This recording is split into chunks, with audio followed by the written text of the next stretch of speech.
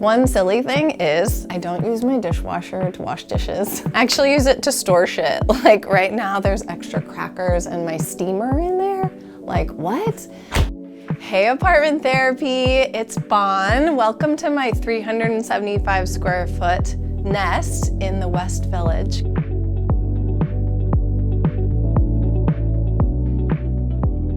I am the founder of The Floss, a movement platform that helps educate people about their fascia, their connective tissue matrix. What's special about my apartment here is that it turns into a studio where I pull in my floss community.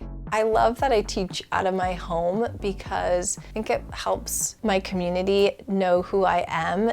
So here we are. When we first get into the apartment, we're in the kitchen, the most important room of my place. I usually have a lot of fresh produce ready to rumble. I also have an apothecary in my fridge, which is kind of crazy. I don't know if you want to see it, but maybe we'll take a peek. The storage in the kitchen, we utilize things that we're not using on the everyday, on the highest shelf, and things that we want to get to, obviously, lowest shelf. So when I'm cooking myself dinner, I oftentimes pull over this big chopping block and it gives me double the counter space, even though I have a decent amount of counter space for such a small kitchen. I have this non-toxic ceramic pan, which we love because we're learning about all these microplastics and chemicals that are getting put in our body. So really important for me when I cook that items feel safe. And then here I have maybe my most prized possession of this apartment. Is a big investment, but so worth it. My water filter from my friends in Santa Barbara. They went through 4 patents to create this specific kind of filter. I don't use my dishwasher to wash dishes. I actually use it to store shit. But I'm a one-person show, so like I'm just washing a couple dishes. I actually like the act of washing dishes. And being from California, I'm drought aware, so I try not to waste water while I'm doing that, so you know that's a thing too. And then the other fun but silly thing of my apartment is that my compost lives in the freezer. And such a wonderful act to do when you have your excess produce, you keep it in the freezer, then your trash doesn't stink, you have less critters attracted to your apartment because this is New York City. So when I first walk up those stairs, I'm huffing and puffing, even though I do that every day, multiple times a day. So if I have groceries, I pop my shoes off out there and then I land my groceries right here, or my bag, or whatever it is that I have. And then keys usually come right here, so I can always keep track. And mail, etc. This is a kind of utility zone. This is an actual radio deck from, I think, 1960, made by Sears. Can you remember that brand, Sears? And when you pop up this lid, there is an actual record player and a radio in there. It's a little funky and I need to change the needle so it actually works. So if anybody out there is an old stereo expert and can tell me what kind of needle to get, thank you, bless you. And then I keep all of my old journals, my notes from studying Chinese medicine and fascia all up here in one zone. And then this was actually hand carved by my dad in wood shop in high school. My dad is a jack of all trades. He makes stained glass, which I'm excited to show you a couple pieces in here that he made. I think he took that industrious skill and applied it to a lot of parts of his life. I love you, Dad. Oh, here he is. Where is Dad? Look how sweet my dad is, holding me as I think I was like 4 here. Love him so much. Good papa. And here's my mama. Look how beautiful she is. And this little living room space is special because it turns into my magic movement studio where I lead the floss community. Right here, I pop my mat down and we're ready to move our bodies. They can watch me teaching online classes and joining me on Zoom or for special workshops about the body and about fascia. This whole space is a space of peacefulness and geared towards health. Okay, storage solution people, let's talk. I have one tiny closet in this apartment. We're utilizing the shelf above to stack all the jeans and all the sweaters. We have storage under the bed. I know this is a conflicting thing, but there's no way in God-given hell that this apartment would work without the storage under the bed. We have extra baskets, try to make the storage look beautiful and just kind of mesh into the space. All the extra sheets go into a basket. We have a basket for a hamper. We have a basket for the office supplies and my tools, tech things like cords, etc. There's a lot of baskets in here. Then under here is an old cedar chest I found in Santa Barbara. I think I'm attached to cedar chest because my mom has one in our home. I didn't go for a couch in my apartment because I'm such a floor person that I wanted a lot of space to just sit on the floor or sit in that low chair. And oftentimes I'll sit on some blocks right here and do my work on the computer. Oh, my friends call me the queen of oatmeal. Clearly, that's the case. But I try to keep things muted. It gives a sense of peace and calm in here. I like little pops of color, but definitely there's a serenity that happens when there's kind of this gentle color schema. The versatility of the space, even though it's small, gives me a lot of options in terms of how I want to be, since I do have to work on the computer. Even though I'm a movement teacher, there's a lot of tech stuff involved, so we have to be on the laptop sometimes. This is my bedroom. And the bed is, for me, the most central part of the apartment. I love to make my bed in the morning. It's like a creativity project. And there's so much light in here. It really is a central factor in creating serenity and a sense of peace.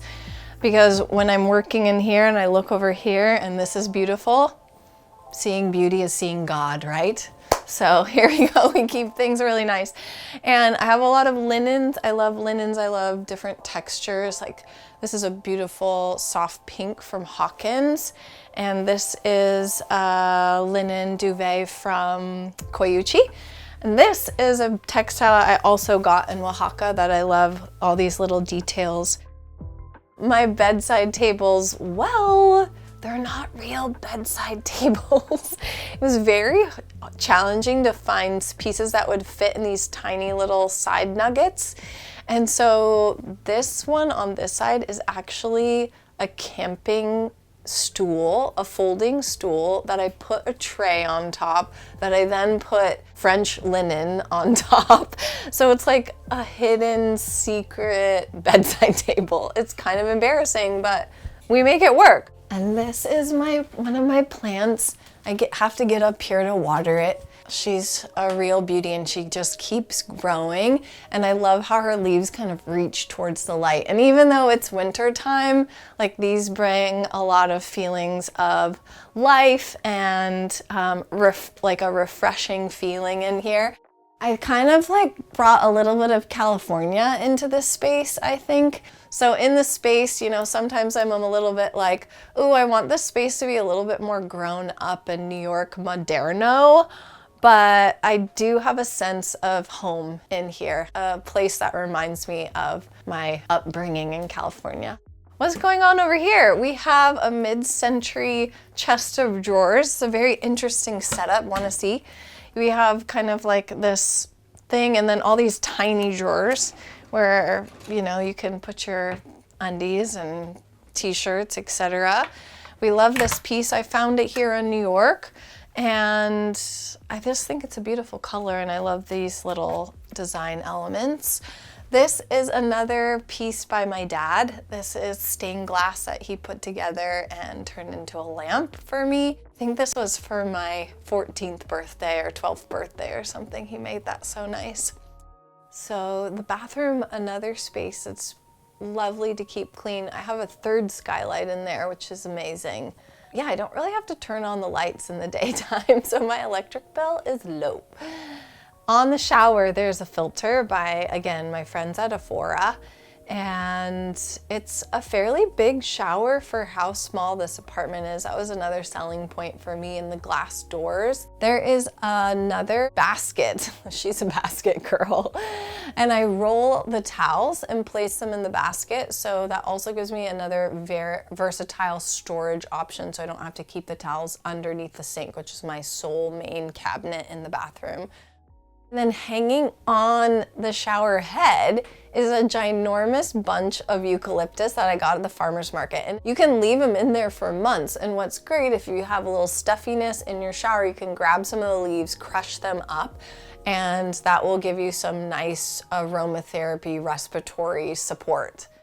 Things that come into my space are ones that I've really thought about, or things that I find on my travels that need to be quite special or have a certain kind of energy or be handmade. Yeah, so I already knew I was finicky, but I think that precision in appreciating quality and specialness, that's something I recognize in myself. Also that there's chaos within the organization and that it's okay. And it's a good lesson in entropy. Anything in an organized state always moves to chaos, and anything in a chaotic state always moves to organization. Being a single person in New York for most of the time I've lived here, I've really had to hone in on being by myself a lot. And I'm an only child, so I'm already good at that. But I think designating between recognizing being alone and recognizing feeling lonely are two different things. And I'm really good at self-entertaining. I love to read at night. But not having my family in the city in particular, you learn how to create family with yourself and with chosen family, best friends, etc. Home is family, and there's lots of ways to do that, I think.